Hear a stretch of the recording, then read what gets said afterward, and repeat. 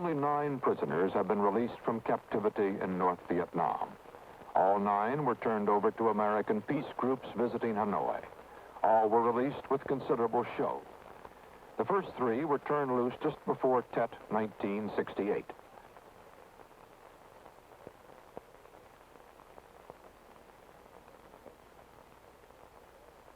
The second trio about 6 months later. And the last 3, 1 year after that. Their first comments after getting out were cautious and fairly favorable to their captors. How was the treatment you received while a prisoner? I received adequate food, clothing, and housing. Was it humane? Would you describe it as humane treatment? Sir, I believe I've answered that question.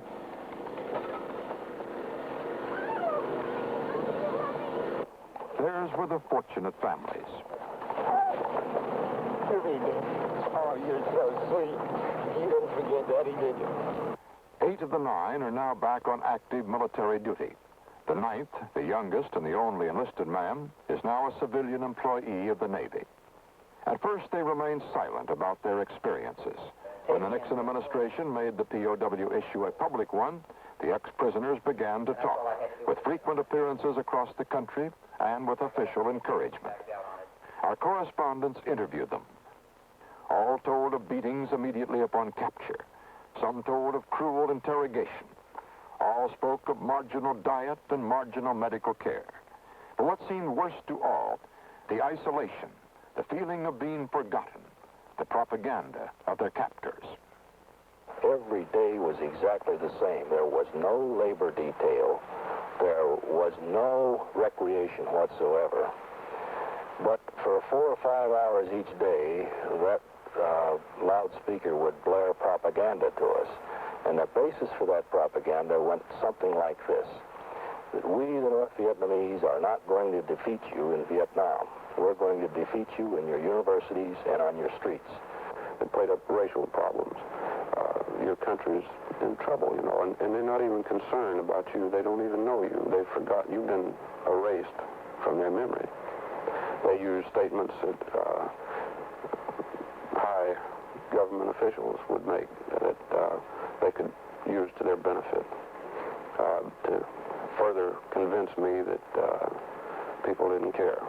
They only showed us their side of the story. Everything about riots, discontent, marches, peace marches, everything that every politician who stood against the war said and did. And you never saw anything good or to indicate that there was any unity within the country. And I think the Vietnamese themselves were pretty well led to believe that we were on the brink of revolution over here. What you didn't get over the Radio Hanoi broadcast, or what you didn't get from the reading material, you'd get from an indoctrinator. And he would bring you in and sit down, and after, of course, not sitting in a cell by yourself for a week, 10 days, or 3 weeks, anybody that can speak English, you're ready to talk to. And he'll sit there and talk to you, and the conversation will start out simply about maybe Yellowstone National Park or Disneyland, and it'll progress, and it'll eventually get around to the war and what you think about the war, and isn't it too bad that you're bombing the women and children and things like that. It always points to the anti-war. After you've been there for, let's say, about a year, you know you're in a communist prison camp, and you know that they're having this re-education program, and so you start asking yourself, am I brainwashed? And if I was, would I know it? Or is brainwashing something that's so subtle that you don't even realize it? Of course, there's a lot of different definitions to brainwash, but I did find myself, after a while, sort of using some of their words just without thinking, perfidious and all kinds of words that they constantly use on their PA system and so forth. But I would not say I was brainwashed into communism or anything like this. They're not interested in making you a communist as far as I could see. They never talked of communism. They referred to themselves as socialists. And what they wanted to do is make you a sympathizer. And during the entire time you were there, were you isolated all the time in your cell? Were you ever allowed to talk to any other prisoner? No, that was very definitely against the rules. The whole method of handling prisoners when I was there was one of total isolation. Even for those who had roommates, and as many as 4 were rooming together from what I've heard and seen. And they would just simply open one cell and take whoever's in that cell to bathe or to pick up food or whatever, bring them back, lock them up, and then open the next one. The idea was separation to prevent any means of communications that they possibly could between prisoners. And of course, the military aspects of this are fantastic, really. It prevents any type of group effort for escape. Without contact with your fellow prisoners, they have complete rule, complete hand over you. They control the information that you get. It's a new way of keeping prisoners as far as what we had learned from previous wars. We weren't even supposed to know there were any other prisoners in the camp. Of course, we knew it, but the idea was that we would have absolutely no contact with anybody outside our own cell. I tried to keep my mind occupied, to keep from feeling sorry for myself, and I did a lot of praying and tried to keep up hope and think that I would eventually get out. I never stopped to think, well, what if I'm here for 2 years or 3 years? I just sort of lived one day at a time, and I think I learned this after a period that I had to think, well, maybe tomorrow I'll get out some way. I'll be able to escape, or the war will be over and we'll all be released and go home, or what? I'm a little older. I was 40 when I was shot down, and 42 actually. And I felt a loss of identity, of rotting in a North Vietnamese jail. And these are the things that I had to fight, depression and what have you. I remember the story of a guy who built a ranch in his mine in Korea. And then when he got home, he built it. Well, I'm not an engineer or a carpenter or anything like that. I tried something simple. I built a cottage, a small frame cottage on a lake, kind of a summer place, you know. I drew the designs in my mind, and I built it board by board. It took quite a time. I played memory games. I tried to remember everything I had, every place I'd lived, everything I'd done, people I knew, songs, books, movies, anything like that. And there were times, like when I'd be working on that cottage, it got very real. I was stacking rocks, building the fireplace, and they fell down several times. And I didn't understand that. And it would worry me. I'd say, well, tomorrow I'm not even going to fool with it. I'm going to fish. And then I'd sit there on the end of my bed and imagine a fishing trip or a hunting trip or something like that. At one point in my captivity, I felt like I hit rock bottom. I was a very bitter man because I felt that nobody back here cared. I got shot down. I almost died. Everybody back home got up and went to work the next day. Nobody cared. I knew there wasn't any great national resolve. So therefore, I was very bitter to the point that one day I said to myself, this is hell, and I'm making it hell. And I got down on my knees in the cell, and I started to pray. And I could actually feel myself physically gain strength from that point on. And I was able to change my mental attitude just like that. I changed my thought pattern from thinking in the past to thinking in the future, what it would be like when I got home, and I was able to maintain a different outlook. And I'm sure this is what the men back there are doing. Those 9 men, remember, were released in 1968 and 69. There have been indications, but no sure proof, that the treatment of POWs has improved since then. Hanoi never has permitted the International Red Cross inspections which would verify this.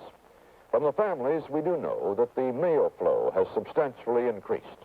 In spite of this, Hanoi has remained unyielding toward all moves to free more POWs. Just 2 months ago, Saigon, at the urging of the United States, offered repatriation of the largest group of North Vietnamese prisoners so far in this war. Altogether, 570. In the hope, it was said, that Hanoi might reciprocate. 5 times since June of 1966, Saigon has released North Vietnamese, totaling some 240 men. Some went by foot across a bridge in the demilitarized zone, others by small life raft. Once freed, these former POWs reacted similarly, defiantly shedding the traces of their captivity, the bags of personal items which had been given them, the clothes and even the life preservers they wore. Hanoi refused to cooperate in those releases, refused even to acknowledge them. But on the latest offer, Hanoi agreed in advance to accept the men and dictated the arrangements for a transfer at sea. But the bulk of the 570, sick and wounded, refused to go, as is their right under the Geneva Conventions if hostilities are still underway. Only 13 wanted to go home. And after they had gotten to sea, Hanoi reneged, refused to take them, accusing both Saigon and Washington of duplicity. Both sides tried to turn the incident to propaganda advantage. This was a news conference at Saigon's foreign ministry. We have found out that 98% of the sick and wounded prisoners of war refused to return to the North. They seem to have enjoyed the better treatment in South Vietnam and the security situation in the Republic of Vietnam. Just how well does Saigon treat its North Vietnamese and Viet Cong prisoners? As of last November, 583 enemy POWs had died in captivity. CBS News' repeated requests over 3 months to film prison conditions in South Vietnam have gone unanswered. But there have been in the past occasional opportunities to see behind the barbed wire. Such as last Christmas during the visit of a papal delegate to the Bien Hoa camp, which contained 4,300 POWs. There were individual gift packets for the inmates, towel, shirt, soap, cigarettes, candy, and cookies, and a picture of Pope Paul. There were musical instruments. There were new wheelchairs, delivered just that morning. There was a carefully directed tour of the camp. A look at the barracks and furnishings. Even a mass and communion service. In fact, the scene was similar to the Christmas films from North Vietnam. From all we have been able to see, once in a South Vietnamese prison, a captive designated as POW is treated at least as well as the propaganda films indicate the Americans are treated in the North. But at the time of capture, according to repeated eyewitness accounts, the North Vietnamese or Viet Cong may suffer a harsher fate than the American pilot who falls into enemy hands. Indeed, there have been many accounts of torture and death.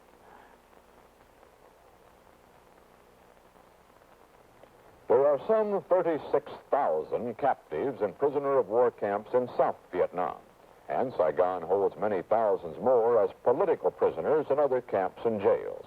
The treatment of political opponents of the regime is often harsher than that of the men and women and children designated as enemy troops.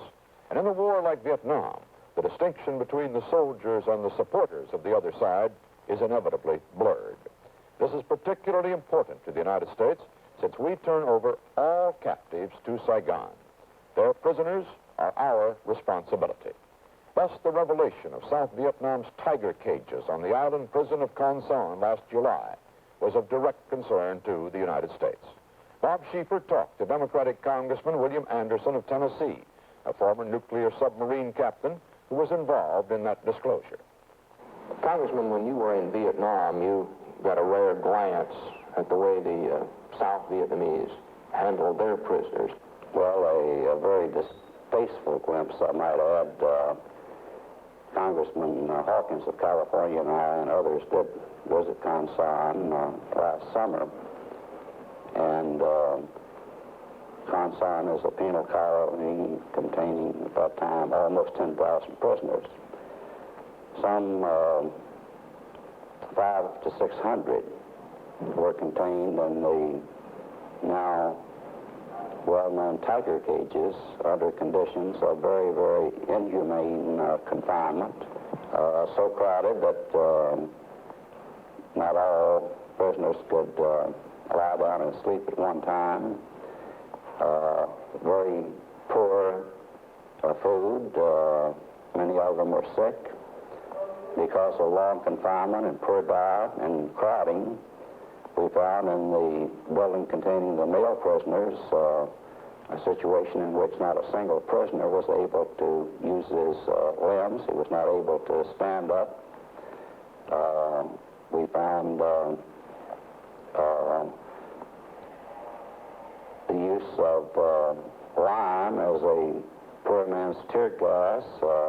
Obviously, the lime had been thrown down into the cages in order to discipline or to quieten the prisoners, and really just overall a condition that I would describe as barbaric. Well, does all of this have any effect on the way the North Vietnamese treat our prisoners at their prison camps in the North? Well, that was a matter of very, very prime concern after we saw the conditions on Con Son, and we realized that the United States was involved with its aid money and with its personnel related to the South Vietnamese civilian prison system. We felt that it was very, very important and urgent that we clean up our own house so that we would have a stronger position to deal with relative to insisting that the North adhere to the Geneva Convention. The United States has indeed insisted that Hanoi has violated the Geneva Conventions. For example, putting our men on show for their people and refusing to open POW camps for Red Cross inspection. The North Vietnamese, for their part, always have insisted that the downed pilots are criminals and not even entitled to POW status. But they say they are following the humanitarian provisions of the Geneva Conventions.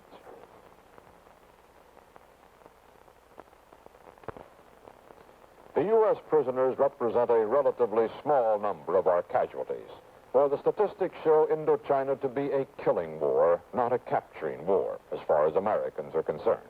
45,000 Americans have been killed in combat, but the latest Defense Department casualty report lists 1,621 Americans captured or missing since the war began. Almost half of this total is for North Vietnam, 378 captured and 405 missing. Hanoi says it has captured 368 Americans, including 20 who died after capture and the 9 who were released. It is, say the enemy, their official and complete list. They say nothing about the missing. The Pentagon lists 82 captured and 505 missing in South Vietnam, not including 23 released by the Viet Cong and 21 who escaped. The Viet Cong have indirectly acknowledged 20 of the 82 we say are in captivity. They account for none of the missing. The Pentagon figures for Laos list only 3 men captured, but 248 missing. In propaganda, the Pathet Lao has admitted to holding only 1 American. The figures for Cambodia are not listed separately, but are, the Pentagon says, included in the South Vietnam totals. The figures listed by each side may differ, but they are quite explicit. The Pentagon says there are 463 known captives throughout Indochina. The other side acknowledges 389, a difference of 74 men. Yet in the supercharged rhetoric of debate, the numbers are sometimes confused, sometimes misstated, most frequently by lumping together men known to be captured and those who are missing. Earlier in this broadcast, for example, we heard President Nixon say, as long as there are American POWs, and there are 1,600 Americans in North Vietnam jail under very difficult circumstances at the present time, as long as there are American POWs in North Vietnam, we will have to maintain a residual force in South Vietnam. But the official Pentagon figures, once more, list only 378 men known to be in North Vietnamese prisons. Mr. Nixon's figure was for prisoners and missing throughout all of Indochina. There have been many other sources, official and otherwise, of misleading numbers. This was a newspaper advertisement placed nationally last month by the Reader's Digest. Bob Schieffer talked with Reader's Digest executive editor Hobart Lewis about it. The ad says that these 50 men and 1,550 others like them are going through hell. And do you feel that you may have over-dramatized the issue by using those particular numbers? Well, I think when we say these men are going through hell, that's not an understatement. When we say plus 1,550 more, undoubtedly is an overstatement and have to be charged to license for a headline writer in an advertising agency. The fact is, though, in the copy, I think we say it correctly, these men are either prisoners of war or presumed to be prisoners of war or missing. But the ad does seem to give the impression that 1,600 men are rotting away in prisons. Do you feel that was a misrepresentation? To that degree, I would have to agree with you. It is an overstatement. Well, let's just say that overall, the number of prisoners in Indochina is probably on the order of 450 or 500. It could be somewhat more. We don't know for sure because we have not had a list provided or any coherent information that we can say gives us a complete tally. Frank Sieverts is the State Department official who has worked on the POW problem for years. He feels there are far fewer than 1,600 Americans alive in enemy prisons. But he also feels Hanoi has failed to give a full accounting of the men it does hold. He told Marvin Kalb why. I think the reason they would not give it for men captured in South Vietnam is because of North Vietnam's adamant and continued unwillingness to acknowledge any involvement in South Vietnam. What about a pilot shot down over the north? Well, why would they not give information on the pilot shot down in the north? They say they have given complete and final information on all the pilots shot down. But your point is that you have additional information that there are others there. I didn't say that we have additional information that others are there and alive today. I do say that there are a number of cases, including such things as photographs, broadcasts from North Vietnam, and the word of returning prisoners, which indicate unmistakably that other men, not accounted for, not identified on any of their lists, were known to be in North Vietnam, were captured. We can't say for sure these men are alive. It may be that the explanation is that no others have survived, but the explanation so far is seriously deficient. Mrs. Cora Weiss is co-chairman of a peace group called the Committee of Liaison. It is North Vietnam's chosen instrument for mail to and from and information about the POWs. She told Bob Schieffer she believed Hanoi's list is accurate. We have no reason to doubt the completeness of that list. There would be no reason for them to withhold names of men whom they have. It's of no military value. The tragedy is that the government insists on having families hang on to false hope by stating that there are more men who are actually prisoners for whom the government has never offered documentation.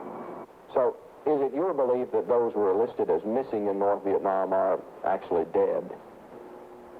They are not prisoners of war in North Vietnam. In this hour, we have looked at the American prisoners as human victims and political pawns of the Vietnam War. Until today, in spite of the anguished attention focused on these men, in spite of the rhetoric, the basic problem, getting the POWs out, was no closer to solution than it was when the administration decided to make it a public issue more than 2 years ago. But now, with the Senate's dramatic vote, the White House is on the spot. Secretary of State Rogers' remarks at a news conference last week seemed to foreshadow the dilemma the administration faces.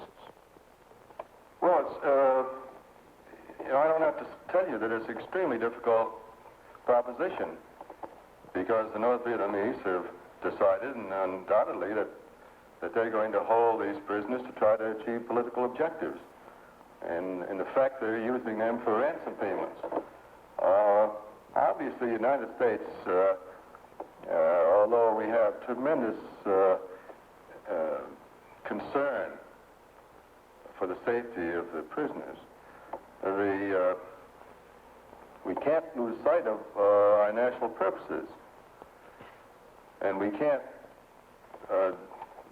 absolutely abandon our national objectives to pay ransom. So far, most of the relatives of the prisoners have been patient. Many have joined the campaign in behalf of their men. But as the flights to Paris, to Moscow, to Phnom Penh, to Vientiane have produced no results, as the peace talks have gotten nowhere, as the prisoners have become a domestic political issue, their patience has begun to wear thin. They have won sympathy from the most hawkish of hawks and the most dovish of doves, but they have not got their men back. And some of the families are talking of new actions. Well, the New Hampshire primaries in March, and I feel that if those prisoners are not negotiated out of there by then, that there's going to be a POW wife on every street corner in this country when the campaign is going on. We are the refuse part of it that comes out of this war, and we cannot be passed off lightly. We have to get a commitment of some kind from somebody that these men are not going to be left behind. And this is what we want the country to recognize. There is an urgency, tremendous urgency for our men. Some of them have been there 6 going on 7 years. Now, I'm sorry, I'm not willing to sacrifice my husband for a cause that no one believes in. So what's the next step? The next step is just simply Washington.